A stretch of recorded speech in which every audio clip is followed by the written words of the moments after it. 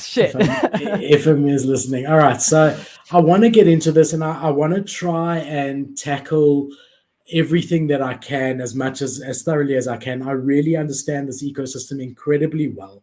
And I love CloneX. I love Nike.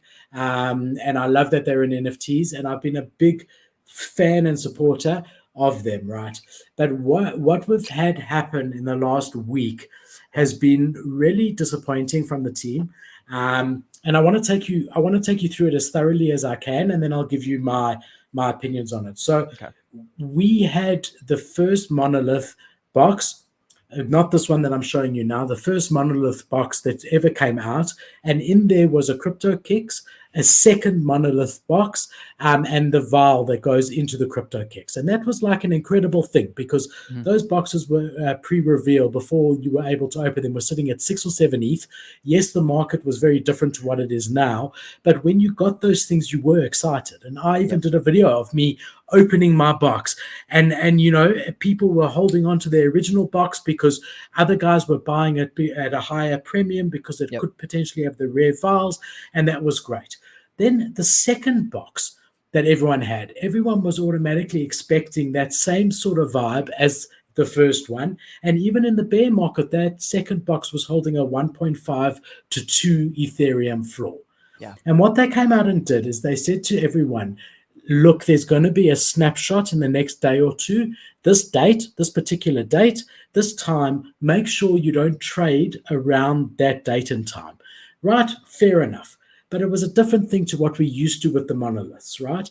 So they did a snapshot, all good. And they said the snapshot's going to be, we're going to drop you a monolith 3. Now, that should have been our hint to what they did, because why drop us something if you could automatically assume it's not going to be that you can reveal it. Literally overnight, they turned your monolith 2, the one that's been snapshot, they turned it into this. They unilaterally turned it into this lacing engine NFT. So you went to bed at night, you had a monolith with a floor price of about 1.5 to 2 Ethereum, and you woke up the next morning and you had a lacing system which has now got a floor price of 0.1. So that sat that sat quite hard, because they literally converted what you had into this without any heads up, and everyone was expecting to get more from it. With that said, remember there was a snapshot, so anyone who held is going to be getting the Monolith 3. They were only going to drop the Monolith 3 next year, but because of all the FUD as a result of this, and I'm going to get into the shoes soon, but as a result of this, and I'll tell you what this is, which leads to the shoes, they decided to drop the Monolith X, which is the Monolith Box 3 now. So everyone got airdropped yesterday a Monolith 3 box. Whoa. You can see mostly because of the FUD, it's sitting at half an ETH. At 0.65. Full disclosure, I got airdrop 1 and I bought another 3 off the floor at 0.6. Bro, no. So maybe that answers.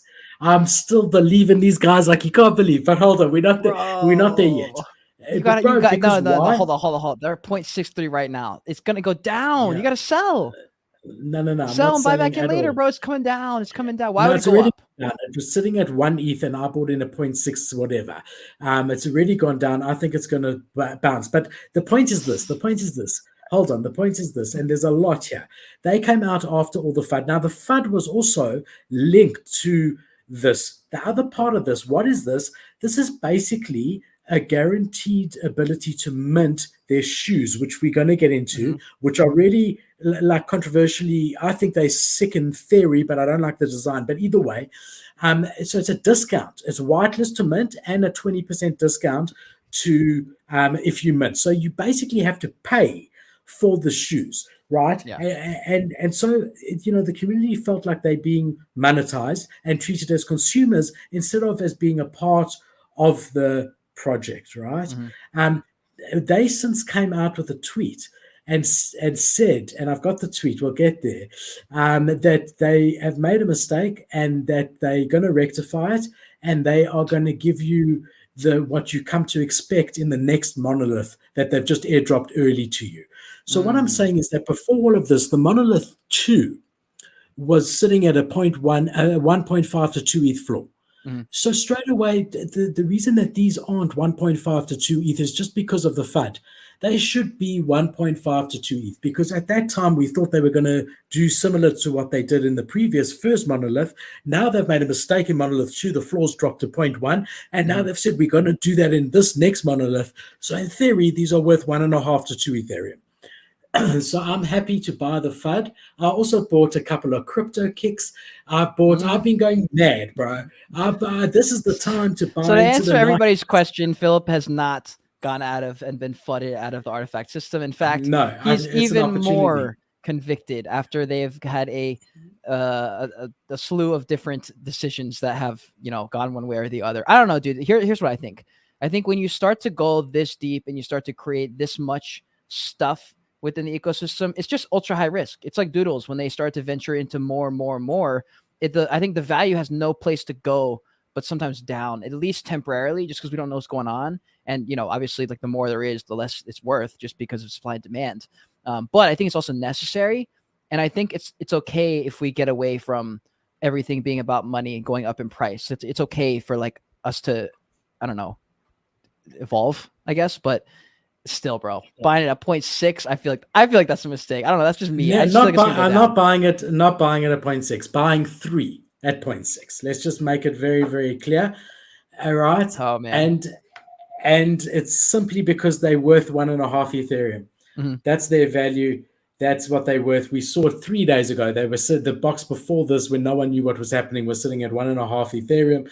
That's what they're worth all day. And once all the fudders get out and the people who are upset, now look, I do believe they made a mistake, and they made another mistake. So let's talk about the shoe side of things.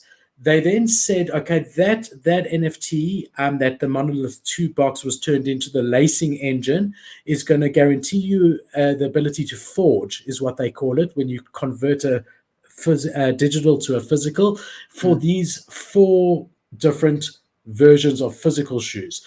Now, these shoes, visually, the only one I really like is this one over here, to be honest. Visually, I'd be interested what you think, Kate. I mean, I like the ones on the far left, the white ones. This one, yeah, I like that one. It's it's like, I for mean, me. I was gonna say I don't like it, but like of all the 4 that I see, I would probably have to get that one, but I don't particularly love it. I'm going to show you better pictures of them. Okay. So that's my favorite, but different ones are more expensive, right? True. But let's just look at the shoes first. Stone's not bad. It's just a bit girly. That one's very girly. Yeah, it is kind of girly, but I don't know, dude. That's my favorite one. That's fucking ugly, dude. But okay, that one's okay. Technology. That one's okay. That's all right. Okay. So let's just look at them. You get your different ones. Okay.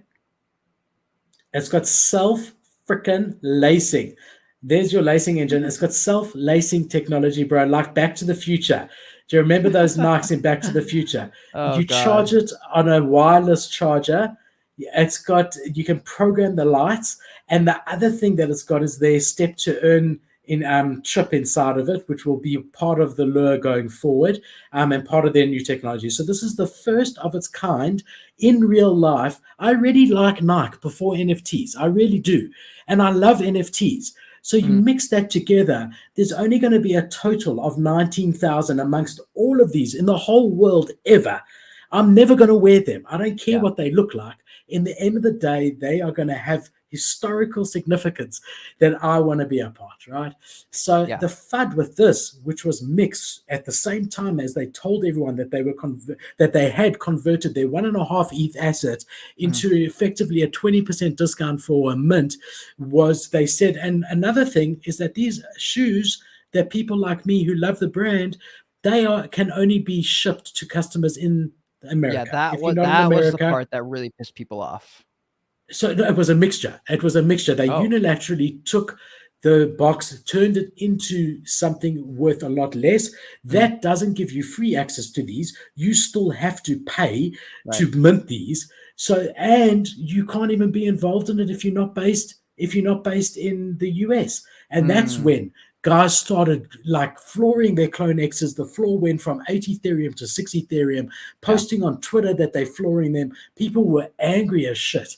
Now I understand that. I'm from South Africa and I'm angry as well. But I mean, I went to Kate and I said, Kate, I'm shipping you some shoes and just hold on to them, baby. I'm gonna start wearing them everywhere.